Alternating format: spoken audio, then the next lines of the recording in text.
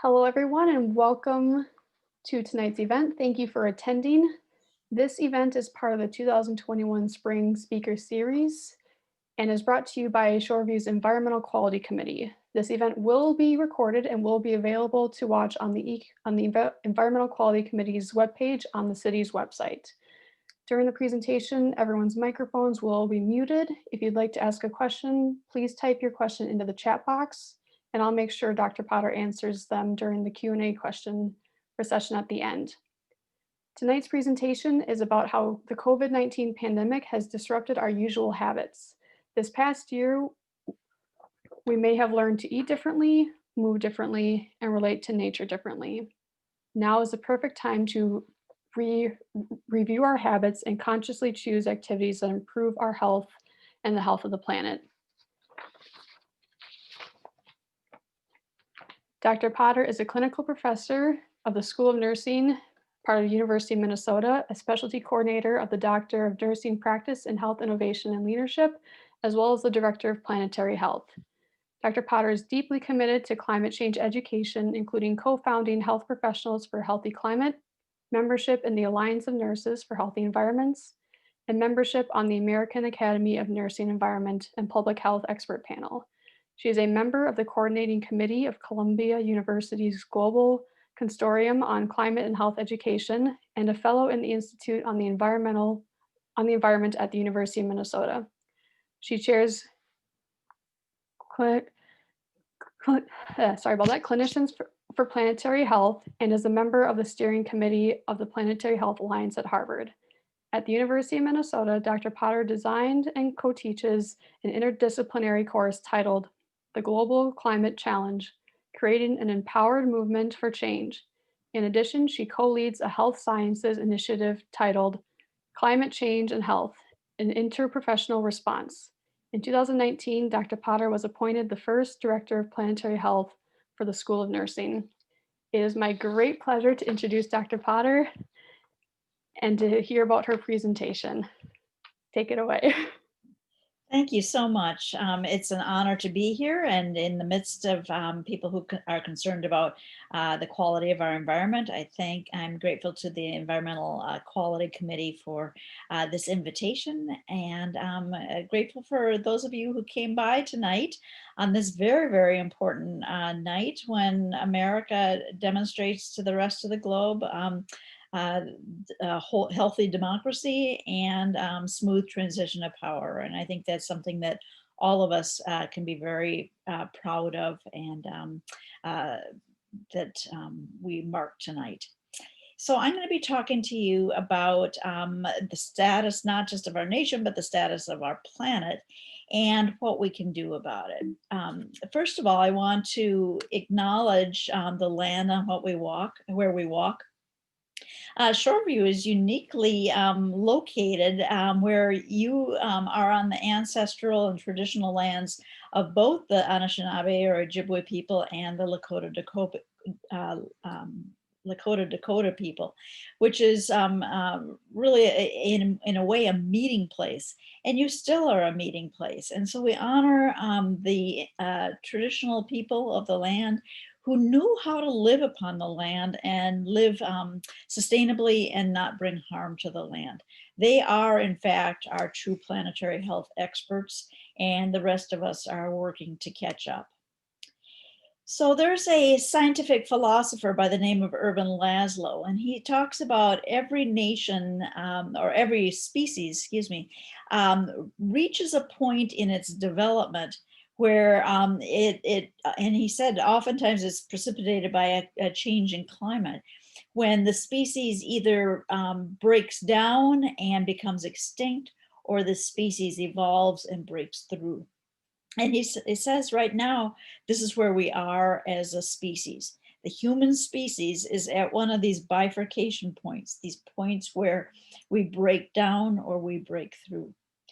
So I start with that point because we're going to be talking about signs of breakdown and what that looks like and how we know it's happening, but also opportunities for breakthrough. But I wanted to also invite you, as you're listening to this, be thinking about how you can move from a breakdown story to a breakthrough story.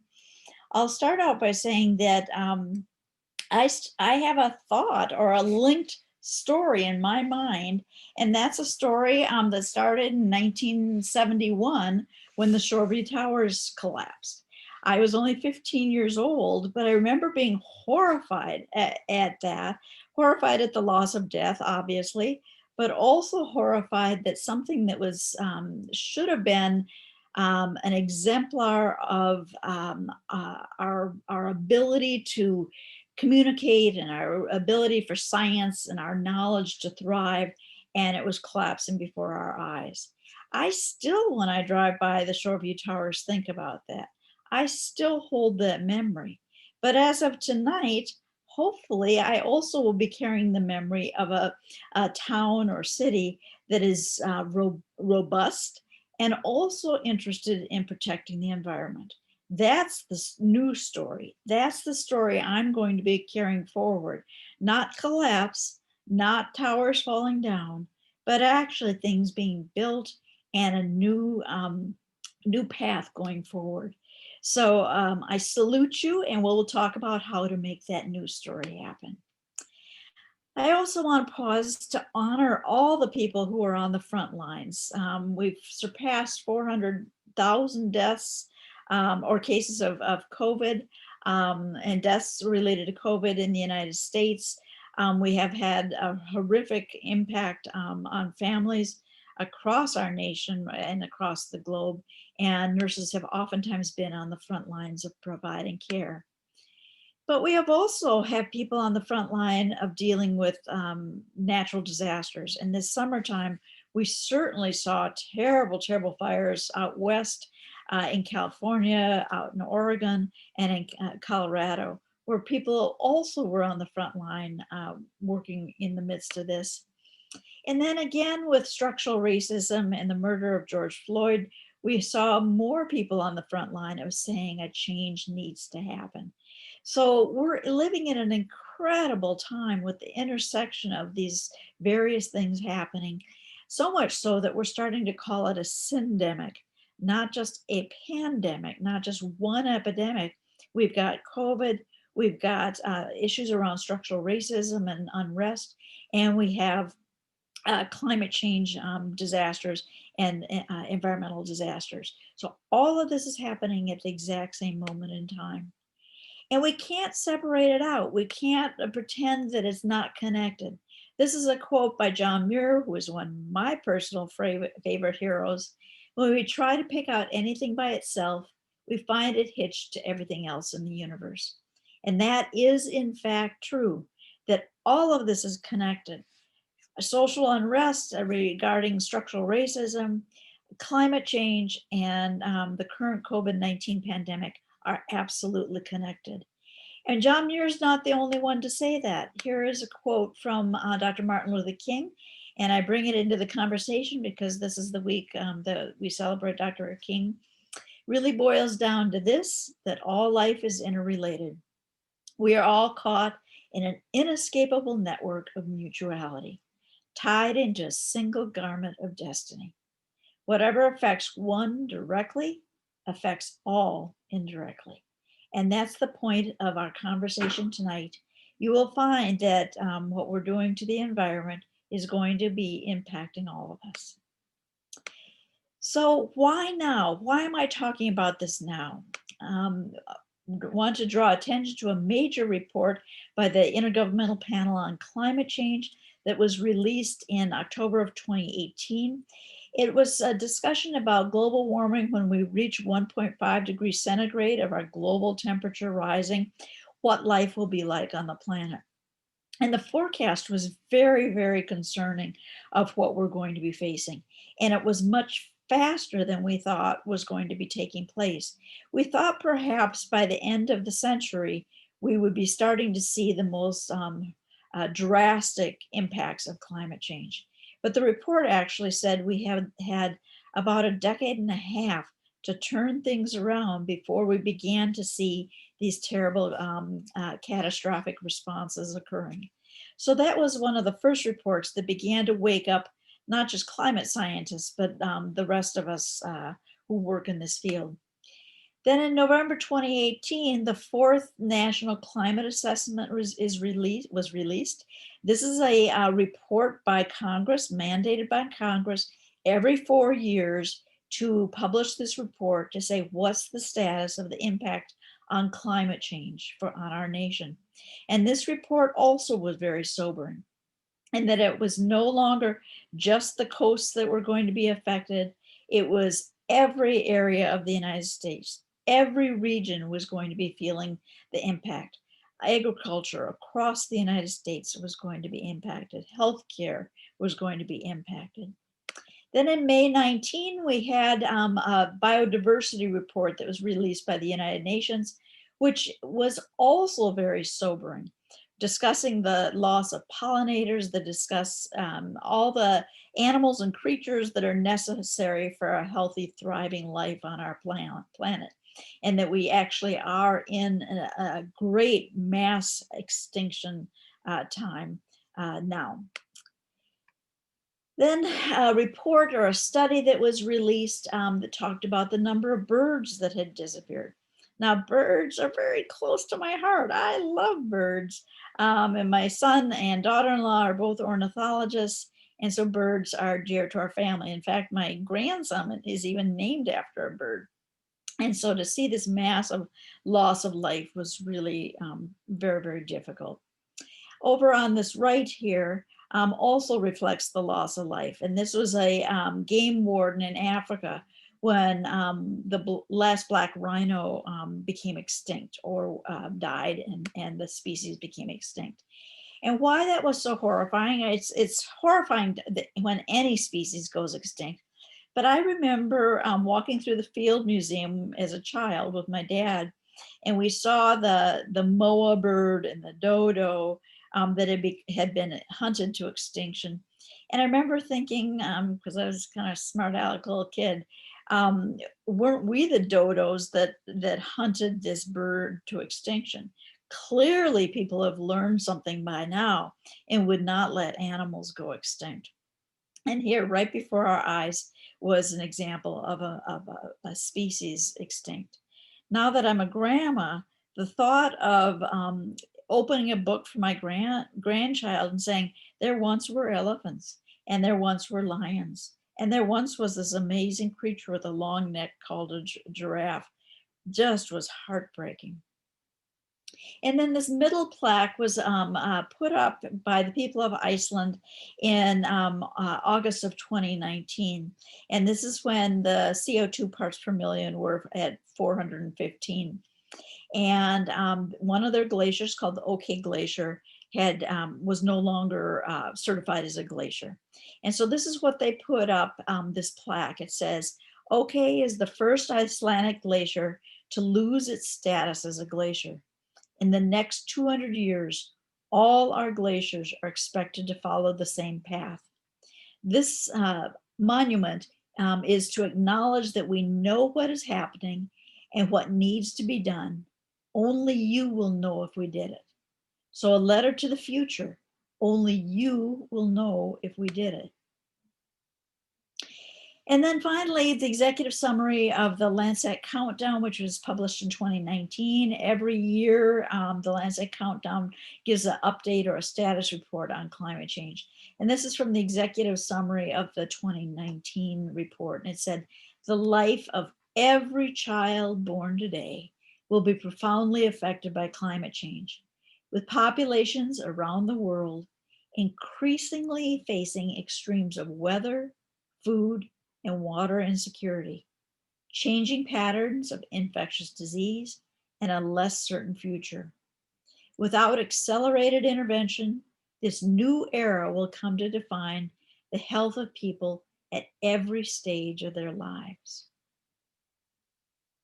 Every stage of their lives, every child born today. Let that sink in for a minute.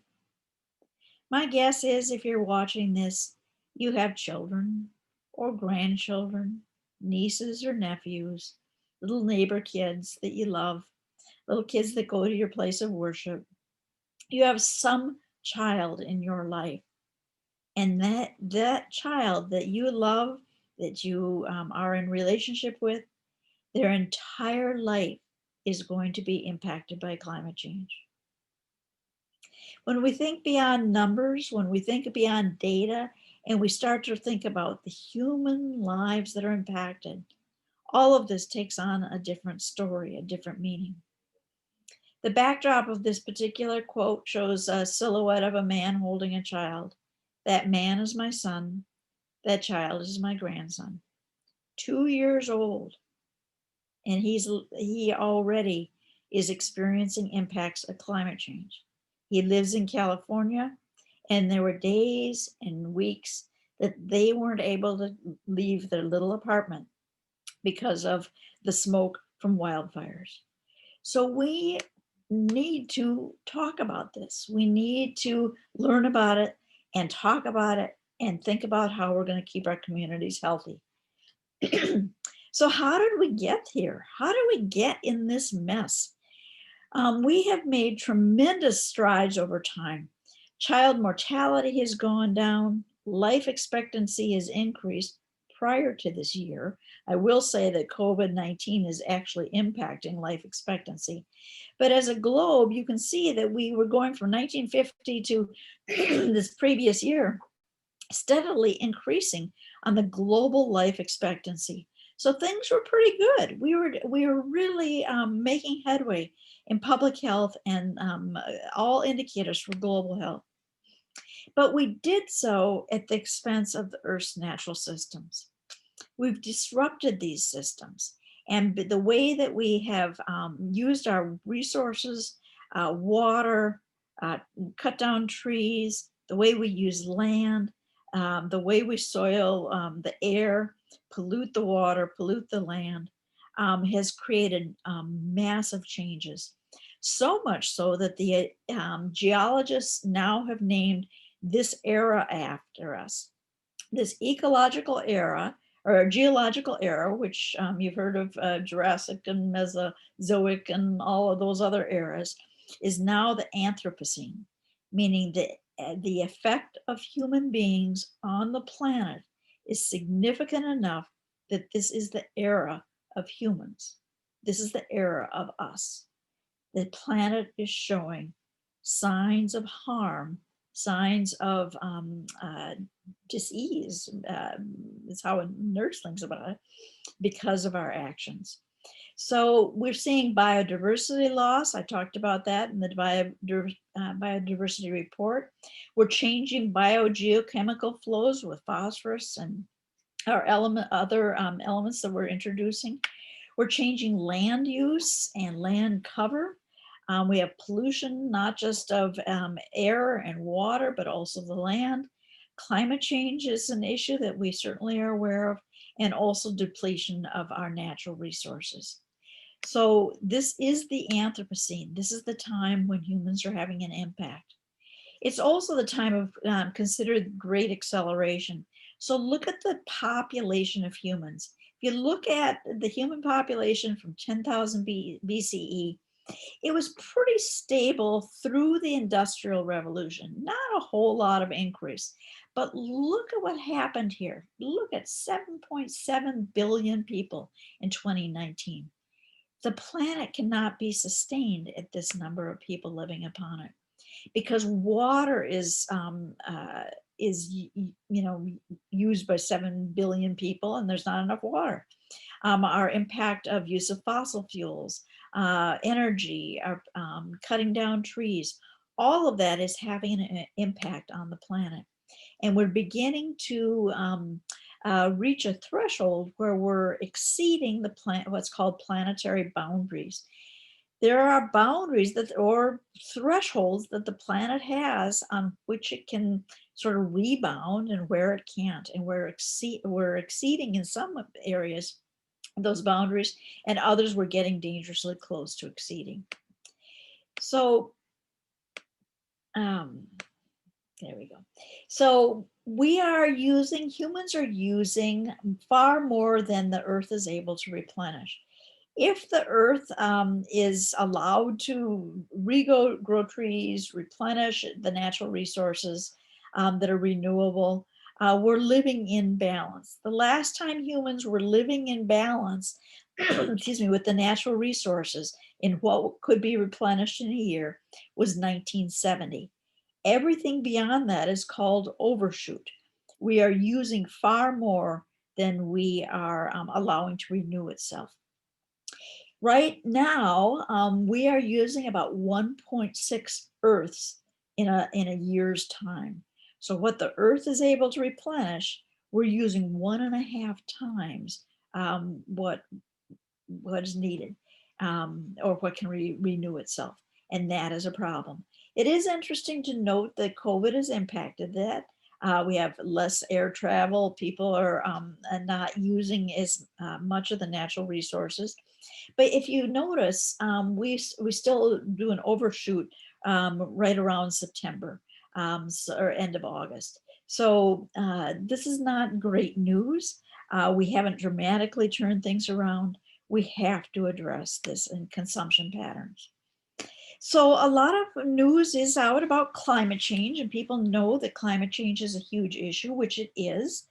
But all these others are also issues where forests are being cleared, biodiversity loss, the ocean is becoming acidic, land is becoming desert, which was once thriving area of land.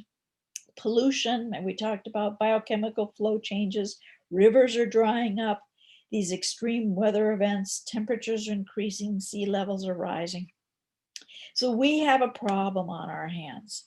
And all of these have health impacts. So here's where I get to talk to you really as a nurse about, folks, we cannot continue to live this way and have healthy populations. We are already seeing these health impacts, not just of climate change, but all the other ways that we are harming the earth. We're seeing impacts on rising numbers and worsening status around cardiovascular diseases. Respiratory illnesses are increasing, especially asthma and chronic obstructive pulmonary disease.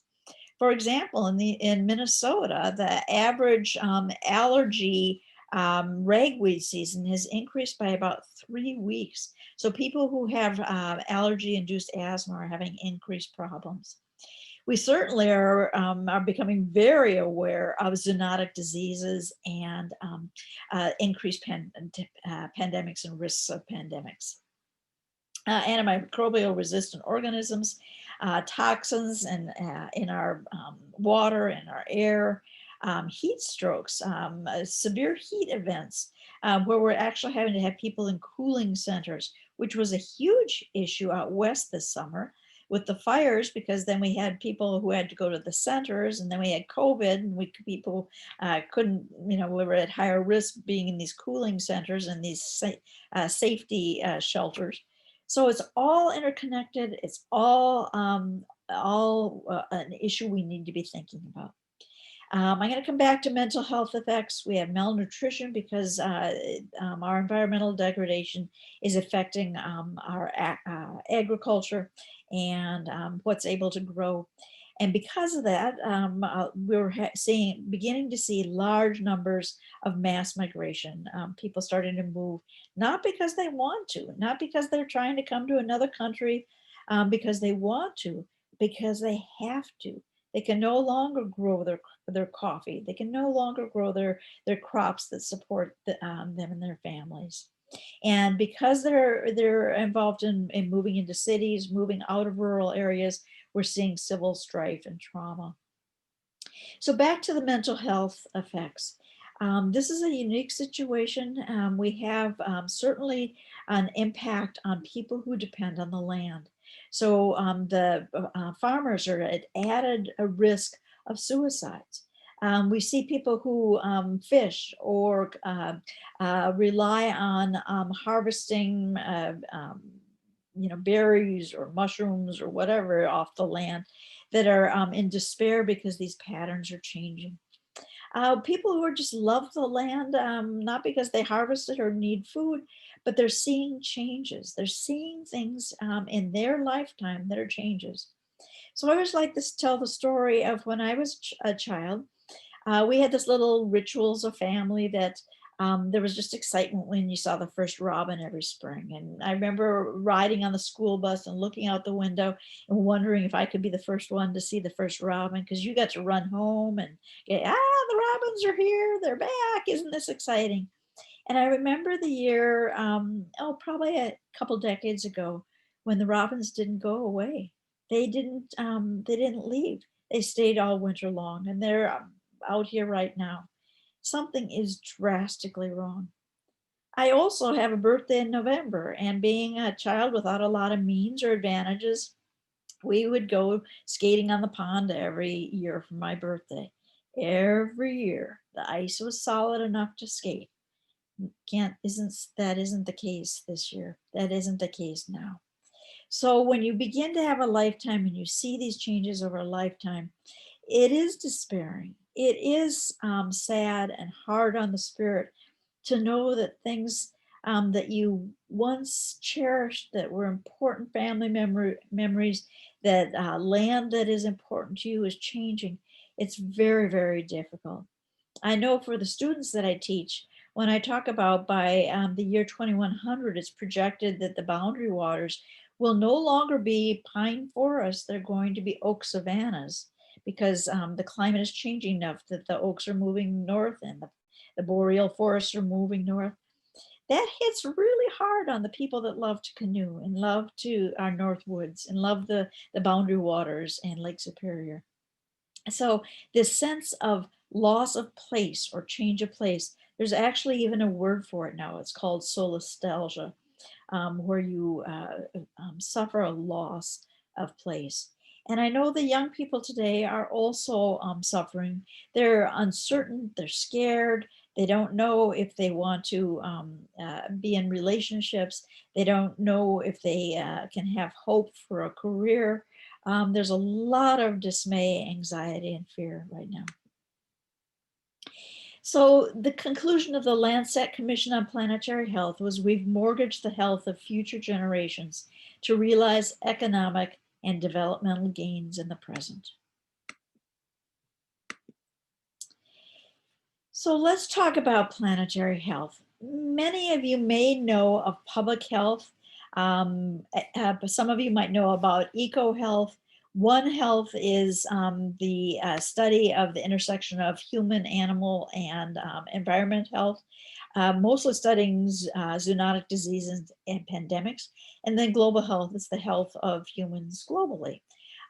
Each of these has some element of plants, some animal of some element of animals, some element of humans. It's just sort of how that's titrated. Planetary health is an umbrella that includes and encompasses all these other forms of global health. And so we're going to talk about that a little bit. But again, just a reminder that humankind has not woven the web of life. We are merely a thread within it. Whatever we do to the web, we do to ourselves. All things are bound together. All things are connected. And that is the key understanding of planetary health, in that we cannot have healthy humans. We cannot have a survivable future if our planet and our environment is degraded. So achieving this planetary health is going to require a great transition where everything we do has got to be done differently, has got to change. We need to produce food differently and consume food differently. We need to look at the products we produce and how much energy and what level of waste is there. And I am just as guilty as anybody else. Healthcare produces tons of waste and uses a great deal of energy and has a very, very high carbon footprint just in your hospitals and clinics. How do we use energy? How do we construct and live in our cities? How do we manage our land and the resources that we have? And what do we tell our stories about who we are, our relationship to the future, and what it means to live a good life? All of this has to be transformed. All of this has to be done differently. So we are going to need massive amounts of innovation across all fields. We're going to need collaboration across all sectors. This isn't a moment for some people. This is a moment for all people. This is the greatest battle we have ever been faced, and it is one that we have to link arms together and work on these issues.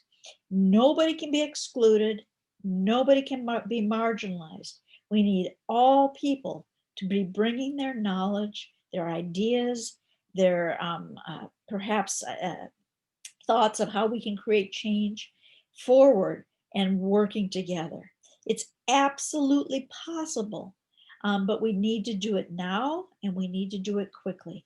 And again, in the past, we might have said, this is just a science issue or this is just a biological issue.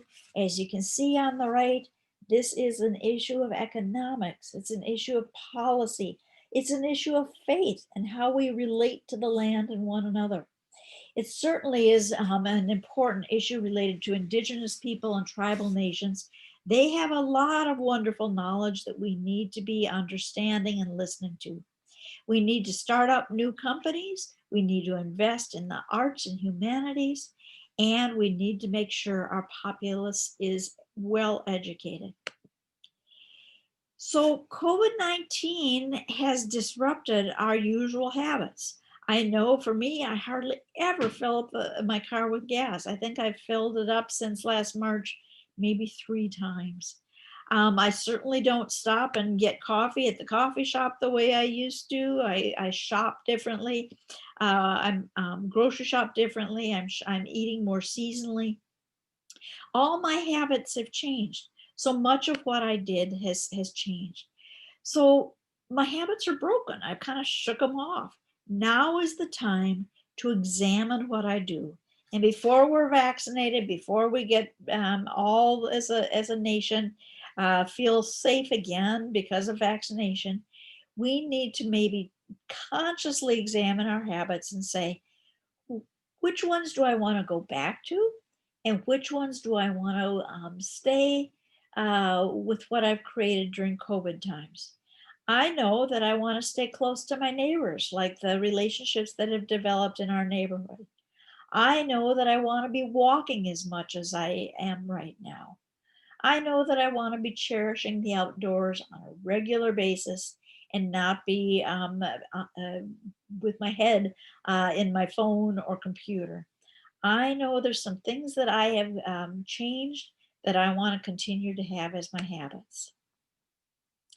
So I want to give you an example of this thinking and tell you a little story. This starts back in 2014 when I went to New York City. I rode a lumpy bumpy bus with about 50 other people from Minnesota, and we drove out to New York City for the People's Climate March. And the People's Climate March was the big march before they started the discussions about the Paris Climate Accord or the Climate Accord and how we start moving a global agreement forward. And we wanted to send a very, very strong message that it was important to be involved in this and lead as a nation. The march was pretty fascinating. There were 500,000 people in the streets of Minnesota, in the streets of New York City for this march.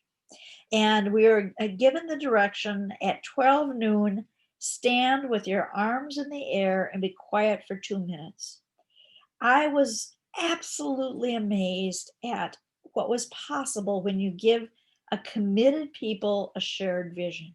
Because for 2 full minutes, the march, 500,000 people were quiet. And how do I know that? Because I could hear birds chirping in Central Park about a block away, and it was perfectly quiet. And then at 12:02, from the back of the march started a roar that rippled down the length of the march, just like you see a wave started at a stadium during a game. And this wave went the entire length of the march. And when it reached the people in front, the march began. Excuse me. And I carried a sign. I didn't have a white lab coat on or a stethoscope, and I didn't have a white, cap, nursing cap on. I just carried this simple sign that said Minnesota Nurses for a Healthy Future. And what happened next blew my mind. In that all along the road of the march, people who were standing on the curb or on the sidewalk said, "The nurses are here. The nurses are here." And they came out of off the curb. They wanted to get their pictures taken with the nurse. The nurses had shown up to do something about climate change. And I remember thinking, what is this? Nobody else in my group had people, coming out of out of the crowd to stand with them. The teachers didn't have people standing there. The engineers didn't have people standing there. What the heck was this? And then I recalled that for the 19th year in a row, this makes the 20th year in a row, the Gallup poll runs an annual poll that says, who's the most trusted profession in the United States? And year after year after year after year, it's the nurses. Only year that we didn't make it was after 911 when firefighters went to number one, but after that, the nurses have always been number one. There's something about nurses that communities and people trust. So fast forward to the course that I'm teaching at the university. One of the books that we use is called Drawdown. It's edited by Paul Hawkins, and it's science-based solutions to draw down greenhouse gases. And we use this book because we wanted the students to do initiatives that are grounded in science and are effective. We did not want them to do efforts or actions that are not effective or won't have an impact. So we use the book Drawdown. The trouble with Drawdown, and it's a fabulous list of actions that can be taken, is it's only going to work if large numbers of people actually do something, do these actions. So knowing about it is not enough. Being aware of it is not enough. Having strong science is not enough. We have to do these things. So but I began to think, would it be possible for nurses to leverage our trust, the people that the communities trust, the nation's trust in us, to really move drawdown solutions forward? And I contacted Project Drawdown in California. I said, I have an idea to pitch to you. And the result was Nurses Drawdown. We now have nurses all over the world who are teaching patients, families, communities how to draw down greenhouse gases by doing simple things in their own lives, their own homes, that improve their health and the health of the planet. So some of these things are eating a plant-based diet. Now, this is not becoming necessarily vegan or vegetarian, but decreasing the amount of meat that we consume so that essentially our diets are plant-based. In places where they use wood for cook stoves, we're encouraging clean burning cook stoves. And we're asking people to be very, very mindful of the amount of food waste that they produce. Another area of that the Nurses Drawdown has focused on is getting people moving. We know that if you're outdoors, if you are biking or walking or using mass transit, it is good for the health of the planet. It draws down greenhouse gases, and it improves people's cardiovascular health and decreases risk of type 2 diabetes, improves mental outlook and hopefulness, and builds community. Gender equity is an interesting drawdown solution, educating girls and also discussion of family planning. If those two are added together, they become the most impactful solutions to actually draw down greenhouse gases. And nursing is a primarily a female profession. We felt very strongly about passing this along, educating girls towards professions that they can do to support their families. We encourage clean energy and efficient use of energy. And again, pointing our finger back at us in the healthcare industry to say, what can we do differently? I do want to lift up Gunderson Health System, which is down in the La Crosse area. they have wind turbines and they are able to produce enough energy that they sell some of that back to the grid. They are an amazing healthcare organization, and other healthcare organizations like Mayo and Health Partners are also instituting sustainability measures to bring healthcare into alignment with planetary health. We also encourage nature-based solutions. Anytime you plant a tree, you're helping restore the health of the planet. So we're encouraging people to protect our forests, our tropical forests, and really start getting out and planting trees. Plant them for special occasions. Plant them for anniversaries, weddings, birth of a child. Plant them to honor the passing of somebody that was important to you. Plant trees, plant trees, plant trees, because these are just wonderful carbon sinks, drawing carbon down and releasing oxygen. It's a wonderful way to improve human health and the health of our planet. So take a moment, or I would like to just take a moment and say, what can Shoreview do? What can you do to break through, to have your news story not be a story of towers collapsing, but a story of building a healthier future for the people that live, work, and play in your communities? What can you do? And again, I said everybody is needed.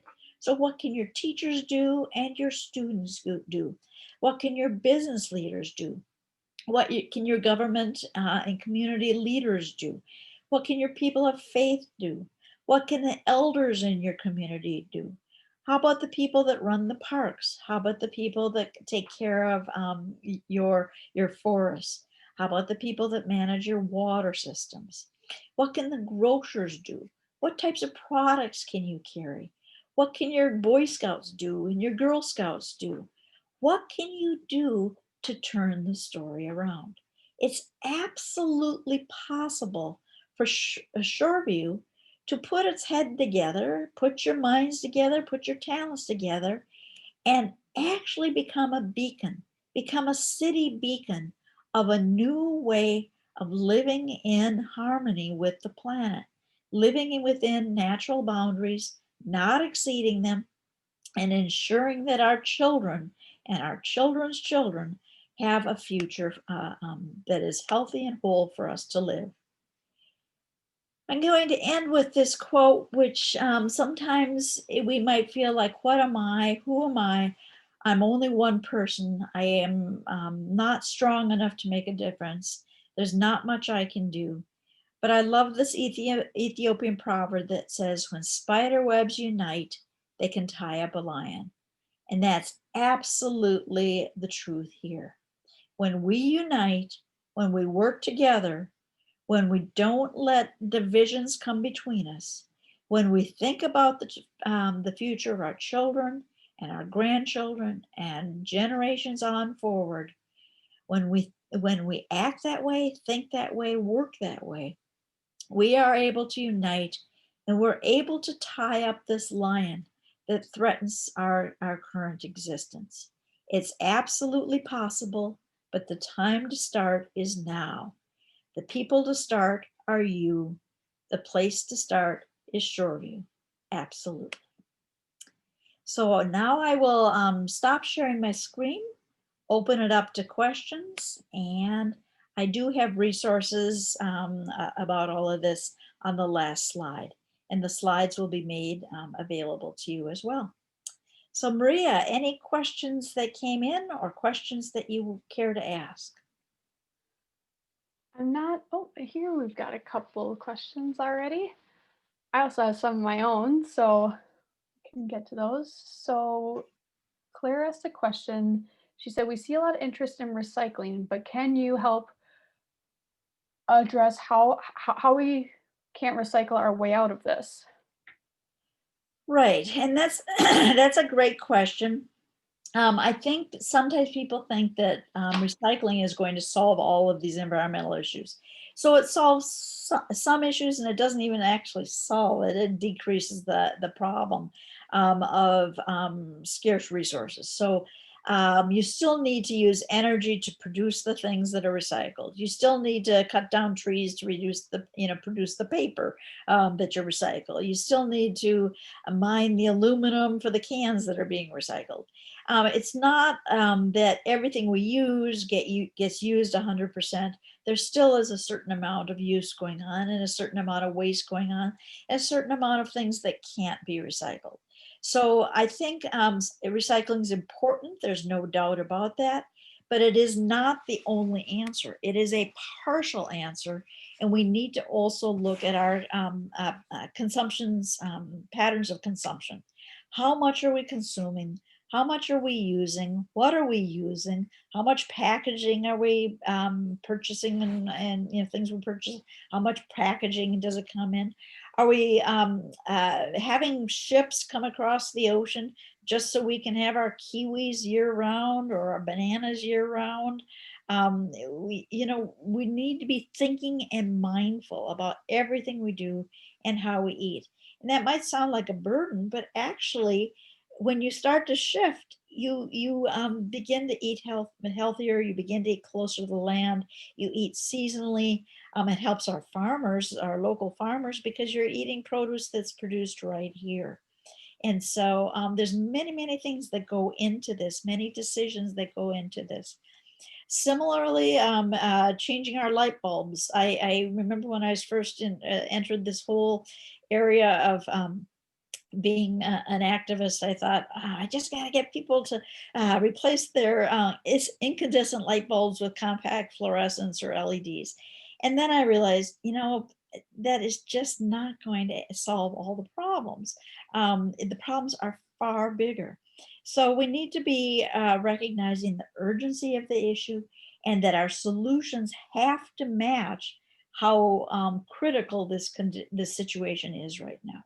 Keep doing the little things, don't discount the little things, but we have to be starting to take big actions through policy changes and making sure that we're making good decisions for the future. Thank you. That's a fantastic answer. So I have a question myself. You mentioned, eating seasonally and helping out the farmers. So around where I live, there are quite a few farms. And as the population grows and people maybe are unnerved from the unrest in the cities or whatnot, everyone is moving out to the country. And those farmlands, those farm fields are declining incredibly quickly. How do we sustain a population when there is no land to grow any crops? I know there is smart farming now, and you can create things in a much or in a much larger scale with little area. But seeing it firsthand, it's very difficult for me to see how that happens. Yeah, and quite frankly, that's nothing new. My mom grew up in Minneapolis, and Edina and Richfield were farmland. So, and then I grew up in a suburb of Minneapolis, and more of Bloomington was farmland. So this has been a long time coming of using the land. I think what we need to do is be very intentional about designs of our city. So cities are able to have plenty of green space, but thriving cities, not decaying cities, places that people want to come and live, that the educational systems are some of the best in the area, and that they're good, solid jobs and good paying jobs in the city, that they're safe, places that are safe. So we need to be working on the health of our cities so that we draw people back into these thriving cities, and then really set more of the land apart for the ecosystem, preservation of the ecosystem, and ensuring that we have plenty of wild space, wild space that renews the natural systems of our planet. So really looking at cities, how do we farm? There's some tremendous early emerging work around, and we're certainly seeing a lot of, it started hydroponic farming and aquaponic farming of having fish in people's, in buildings and having the fish raised right there. I remember being in Iceland, and they have a very inhospitable climate for tomatoes, and we toured a hydroponic tomato greenhouse, and there were all these lush plants hanging with gorgeous tomatoes, all done with just water. The vines were just hanging there, and it was a hydroponic water raising these tomatoes. So it's possible. We know how to do this. More use of solar panels for our energy use, more use of wind turbines for our energy use. I think we have the best ahead of us. I'm not, with all that I know and with all the news that I read and all the reports that I read, I am not wringing my hands. I'm not thinking, oh my gosh, this is terrible, this is terrible, this is terrible. Yes, it's serious. And yes, it's critical. And we need to make some very, very serious changes right now. But I think the changes that are coming are going to bring us into a much, much better future. I think we're going to have greater equity. I think we're going to have more possibilities. I think we are going to have thriving cities. And so it's a shifting of our thought, a shifting of our thinking from me and I need to make decisions just for me to how can we make decisions for the we? How can we create communities and cultures where everyone thrives? Again, back to Shoreview, that's absolutely possible to have as your core value of your city or your community, that we are going to work so every single person thrives. Every child receives a good education. Everyone has a livable income. Everyone has housing. That our farms, any land that's still used for farming is well supported. It's absolutely possible to be creating that future and not the future of despair and destruction. Thank you. That answer is amazing. So looking at the chat, we have plenty of questions for you to answer. So here is another one. As our climate changes in Minnesota, what sorts of insect-borne diseases are increasing? Yeah, unfortunately, we are seeing a rise of West Nile disease and Lyme's disease. And so those are tick-borne and mosquito-borne. Those are the vector diseases that we're seeing most rise. We used to really have an advantage of our darn cold weather, and that's killed off a lot of vectors. And our unseasonably warmer climate, our warmer winters, is causing an issue with not killing off some of the vectors that cause human diseases. I do want to add that the warmer winters are also causing more trouble with ice. Now you'd think that Minnesota equals ice, but we only Minnesota equaled ice you could skate on, ice that you could enjoy, not ice that caused terrible motor vehicle accidents and ice that caused people to fall and have closed head injuries. I'm sure you've noticed it just like we have, of the increase of rain in the wintertime. So now you have slippery sidewalks where elders are having difficulty. Well, anybody, any age is having difficulty staying safe on the ice. So we are seeing these changes with climate change. The other things that we're seeing in Minnesota, it's kind of strange, but a little bit of cooling winter, cooling summer, warming winters. We're seeing a lot more moisture, and it's coming very, very fast. So instead of just the little gentle rains that fell on fields and you could have a nice rainy day, it's deluges. And the problem with deluges and massive torrential rains is they happen so fast that they run off and don't stay in the ground. So they're not nurturing the soil, nurturing the plants. the way they once would. So those are shifts and changes. I know that people like my son who studies the birds are starting to change in which birds are here. We're seeing more southern birds coming our way. As I said, the forests are changing. Health-wise, it is related to ice. It is related to heat, especially in homes where people aren't able to have cooling available to them, like an air conditioning available to them. We're seeing more trouble with, as I said, the asthma problems, but also wildfires, which aren't necessarily happening here, but the way the jet stream works, we're having trouble with when there's fires out west, we will sometimes have the smoke come right through Minnesota. Our state is in a unique place where we're sometimes seeing drought in half of the state and floods in another half of the state, which is also causing issues for people. Anytime there's floods, there's oftentimes mold that follows, which is also an issue for people with respiratory conditions. We're seeing challenges for people who are vulnerable, so children who are young, days where they shouldn't be outside, either for air quality or heat issues. Same with elders who shouldn't be outside because of the inability to regulate their body temperatures. People who work outside, your highway construction teams are finding that the changes in the climate are difficult, as are people who are involved in sports. So the question was about vectors, but I wanted to make sure that you understand that there's multiple ways that human health is being impacted by climate change. And that's only one of the environmental issues that we're facing right now. Thank you. That was very in-depth and very helpful, I think, for everybody. So here is a question from an attendee.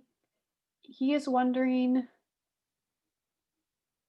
if you know how many plastic bags are used at Walmart in a given day, and has anyone reached out to them to change this practice? I do not have that answer. What I will say is it's quite easy to change the practice, and it depends on the people. So my son lives in Berkeley right now, Berkeley, California, and you go to their local Target, and their bag is compostable. And everything you buy and put in a Target bag is a compostable bag if you haven't brought your reusable bags shopping. So it's easy. Consumers can drive these changes. It is something that is totally within our hands to work through either how we purchase or work through our local governments to develop ordinances to make sure that we have sustainable patterns. So sometimes we shrug and say, there's nothing I can do. You are underestimating the power of your dollar and the power of your vote. Now, it's very timely today. We've certainly seen the importance of voting, but voting for the land, voting for the health of our land, the health of our people, the health of our future. Absolutely, everything we do as individual citizens can have an impact. So I'm sorry I can't answer how many plastic bags are used by Walmart. The bigger question is, how many plastic bags do I use? How do I choose to shop? How do I choose to purchase things? What can I do to make a change? And then unite with the people around me to make the change bigger, bigger, bigger. Thank you. All right, so here's another question, and I think it's actually a hot topic right now on a couple of different platforms. So the question is, what do you support when it comes to population growth and or population control? My question is going to probably surprise you, and that is, I support educating women. We know that by educating women globally, women have more options, more choices, and are more likely to get good paying jobs and support their families. And then their kids are able to go to school and are able to be healthy, thriving families. and the population is actually decreased or maintained or controlled in that way through education. So that would be my answer. Educating women and ensuring that girls have equal opportunities is a fabulous, fabulous investment in our future. I think a lot of us like that answer. So here's kind of a follow-up one to that. If the Earth doesn't support the current population, is there a population that you think the Earth could support? I'm sure there's lots of people who have those answers, scientists who study population and population dynamics and how much the Earth uh, can tolerate. Again, I would draw people's attention to the boundaries, the Earth's natural boundaries, and when we're exceeding these boundaries, because there's some really fine science around that area. I did talk about planetary health, and I want to take just a moment to mention the Planetary Health Alliance, which is based at Harvard.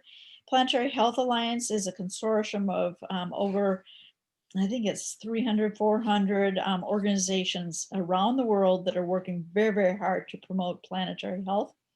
And there's a lot of wonderful resources there, in addition to case studies and videos and all sorts of information. So you might be able to find your answers to some of these more these specific questions there, because they do help publish the best science of planetary health. Also, the Lancet Planetary Health is a journal which is open access. Any of you can download articles and have free articles or access to those articles. And they too are publishing the science of planetary health, what the issues are, what the problems are, and how we work together to solve the problems. Amazing. Another fantastic answer. Well, I know that we are at 8 o'clock. Does anyone else have any questions they'd like to ask? And then Dr. Potter, if people do have other questions, are would they be able to contact you They to have certainly them answered? can. I also want to, as I said, encourage the Planetary Health Alliance and also the Institute on the Environment at the University of Minnesota, which has wonderful scientists doing work in this area. And they have excellent webinars and discussions and talks. The Center for Spirituality and Healing also has wonderful resources, courses on how to maintain our wellness in the midst of all of these changes. So the university has lots and lots of resources available to the citizens of Minnesota, not just through the School of Nursing. I don't want to diminish what we do in the school, because we're working very, very hard to preserve the health of all people, health of the planet, and the health of future generations. But know that we're not the only ones. We're uniting and working together to co-create this very possible future that we know will benefit all people. Awesome. Well, I don't see any more questions. Do you have anything else you'd like to add? I mean, you ended on a very good note there, but is there anything else you'd like to mention or talk about, or are are you fine ending your presentation here? I think I'll just close with that there's reason to hope, but we need to find each other, and we need to work together to create this future that we know is possible. Thank you very much. Thank you very much. I think that's a very positive statement. So since we're ready, for those of you who are still in attendance, thank you for attending tonight's Speaker Series event. Again, the recording of this will be available on the Environmental Quality Committee's webpage on the City of Shoreview's website. And don't forget, the next event will be on Wednesday, February 17th at 7 p.m. on Electric Vehicle 101. We hope to see you all there. And thank you again for attending, everybody.